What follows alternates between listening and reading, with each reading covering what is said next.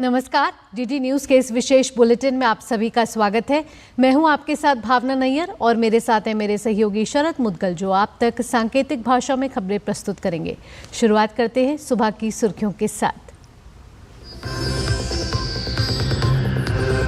प्रधानमंत्री नरेंद्र मोदी पोलैंड की सफल यात्रा के बाद आज पहुंचेंगे यूक्रेन। राष्ट्रपति व्लादिमीर ज़ेलेंस्की से करेंगे मुलाकात।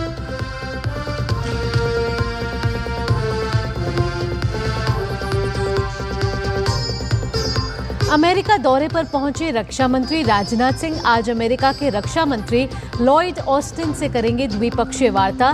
द्विपक्षीय रक्षा संबंधों को मजबूत करने पर होगी चर्चा।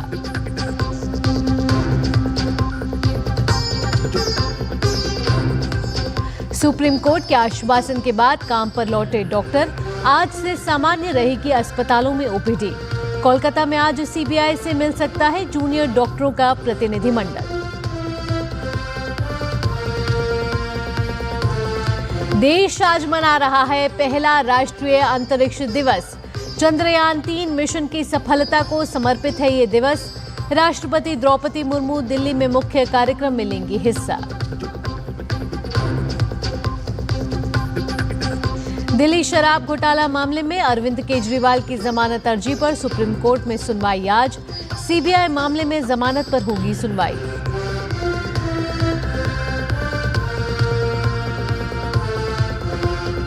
बांग्लादेश की पूर्व प्रधानमंत्री शेख हसीना और उनके सहयोगियों के खिलाफ हत्या के 5 और मामले दर्ज। हसीना के खिलाफ दर्ज मामलों की संख्या बढ़कर 49 हुई।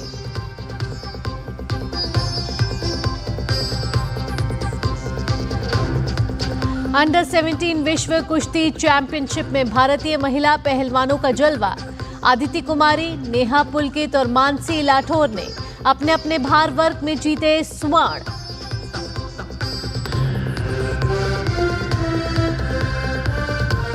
स्टार भारतीय athlete Neeraj Chopra Lausanne diamond league में दूसरे स्थान पर रहे। 89.49 मीटर के साथ फेंका इस सीजन का सर्वश्रेष्ठ थ्रो। शीर्ष पर रहे पीटर एंडरसन।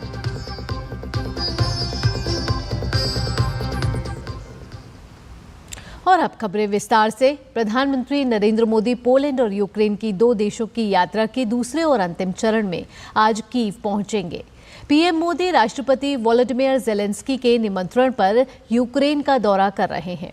प्रधानमंत्री मोदी आज राष्ट्रपति ज़ेलेंस्की से मुलाकात करेंगे और दोनों देशों के बीच द्विपक्षीय सहयोग को मजबूत करने पर चर्चा करेंगे। स्वतंत्र राष्ट्र बनने के बाद ये किसी भी भारतीय प्रधानमंत्री की पहली यूक्रेन यात्रा है। दोनों देशों की यात्रा से पहले पीएम मोदी ने कहा कि वह द्विपक्षीय सहयोग को मजबूत करने और यूक्रेन संघर्ष के शांतिपूर्ण समाधान पर दृष्टिकोण साझा करने के लिए राष्ट्रपति ज़ेलेंस्की के साथ पहले की बातचीत को आगे बढ़ाने के अवसर की प्रतीक्षा कर रहे हैं। उन्होंने कहा कि एक मित्र और भागीदार के रूप में हम क्षेत्र में जल्द शांति और स्थिरता की वापसी की उम्मीद करते हैं। भारत और पोलैंड अपने संबंधों को रणनीतिक साझेदारी में बदलने पर सहमत हुए हैं। प्रधानमंत्री मोदी ने कल वॉर्सो में पोलैंड के प्रधानमंत्री डोनाल्ड टस्क के साथ प्रतिनिधिमंडल स्तर की वार्ता के बाद इसकी घोषणा की। पोलैंड की यात्रा के बाद एक सोशल मीडिया पोस्ट में पीएम मोदी ने कहा कि मेरी पोलैंड यात्रा विशेष रही। दशकों बाद किसी भारतीय प्रधानमंत्री ने पोलैंड की धरती पर कदम रखा। इस यात्रा से एक मूल्यवान मित्र के साथ सहयोग को गहरा करने का अवसर मिला। हम पोलैंड के साथ घनिष्ठ व्यापारिक और सांस्कृतिक जुड़ाव की आशा रखते हैं। हमारी दोस्ती निश्चित रूप से एक बेहतर दुनिया के निर्माण में योगदान दे सकती है। मैं पोलिश लोगों और सरकार को उनकी गर्मजोशी के लिए धन्यवाद देता हूं। रक्षा मंत्री राजनाथ सिंह अमेरिका के 4 दिन के दौरे पर कल वॉशिंगटन पहुंचे। आज वे अमेरिका के रक्षा मंत्री लॉयड ऑस्टिन के साथ द्विपक्षीय मुलाकात करेंगे। दोनों नेता आपसी रक्षा सहयोग को मजबूत करने पर चर्चा करेंगे। इसके अलावा वे राष्ट्रीय सुरक्षा सलाहकार जैक सुल्लिवन से भी मुलाकात करेंगे। रक्षा मंत्री अमेरिका रक्षा उद्योग के साथ चल रहे और भविष्य के मुद्दों पर एक उच्च स्तरीय गोलमेज बैठक की भी अध्यक्षता करेंगे। रक्षा मंत्री का भारतीय समुदाय के साथ बातचीत करने का कार्यक्रम है।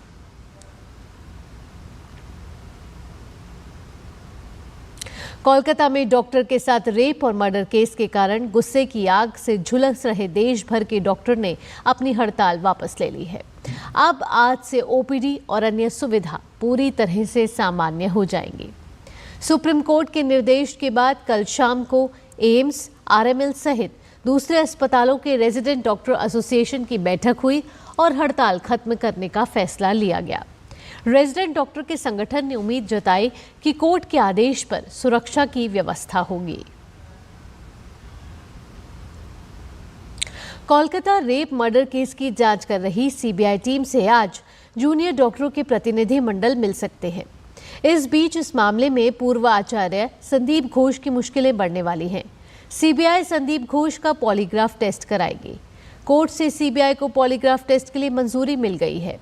सियालदह कोर्ट ने पॉलीग्राफी टेस्ट की मंजूरी दी है। संदीप घोष के अलावा 4 ट्रेनी डॉक्टर का पॉलीग्राफ टेस्ट होगा। संदीप घोष से 7वें दिन सवाल जवाब हुए। सीबीआई ने संदीप घोष से अब तक 88 घंटे पूछताछ की है।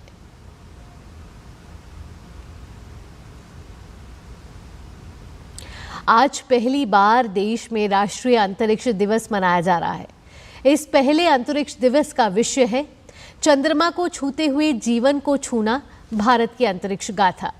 इस अवसर पर राष्ट्रपति द्रौपदी मुर्मू नई दिल्ली के भारत मंडपम में मुख्य समारोह का उद्घाटन करेंगे।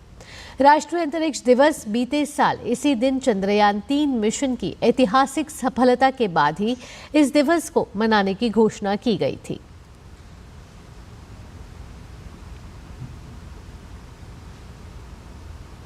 सुप्रीम कोर्ट में आज दिल्ली शराब घोटाला मामले में दिल्ली के मुख्यमंत्री अरविंद केजरीवाल की जमानत याचिका पर सुनवाई होगी। 14 अगस्त को हुई मामले की पिछली सुनवाई में कोर्ट ने केजरीवाल को जमानत देने से इनकार कर दिया था। यह याचिका सीबीआई की गिरफ्तारी के खिलाफ है। इस पर कोर्ट ने जांच एजेंसी को नोटिस जारी करके 23 अगस्त तक जवाब मांगा था।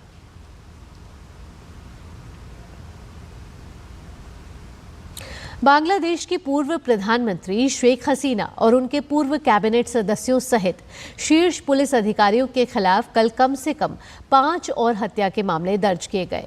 इस तरह से उनके खिलाफ दर्ज मामलों की संख्या अब बढ़कर 49 हो गई है। शेख हसीना सहित उनके पूर्व सहयोगियों पर 5 मामलों में से 3 ढाका में, जबकि 2 मामले नरसिंगडी एवं बोगुरा में दर्ज किए गए हैं। अंडर 17 विश्व कुश्ती चैंपियनशिप में 4 भारतीय महिला पहलवानों ने स्वर्ण पदक जीतकर इतिहास रच दिया है। भारत के लिए अदिति कुमारी, नेहा पुलकित और मानसी लाठौर ने अपने अपने भार वर्ग में स्वर्ण पदक जीतने में सफलता पाई। भारत ने ग्रीको रोमन स्टाइल में भी 2 कांस्य पदक जीते। रौनक दहिया और सैंथ प्रदी ने कांस्य पदक अपने नाम किया। नीरज चोपड़ा ने सत्र का अपना सर्वश्रेष्ठ प्रदर्शन करते हुए लुसाने डायमंड लीग में दूसरे स्थान पर रहे। नीरज ने अंतिम प्रयास में सत्र का अपना सर्वश्रेष्ठ प्रदर्शन करते हुए 89.49 मीटर का श्रेष्ठ थ्रो किया और वह दूसरे स्थान पर रहे। ग्रेनाडा मिक्की एंडरसन पीटर्स ने छठे प्रयास में 90.61 मीटर का रिकॉर्ड थ्रो किया और पहला स्थान हासिल किया। नीरज ने इसी के साथ अगले महीने होने वाले डायमंड लीग के फाइनल में भी क्वालिफाई कर लिया है।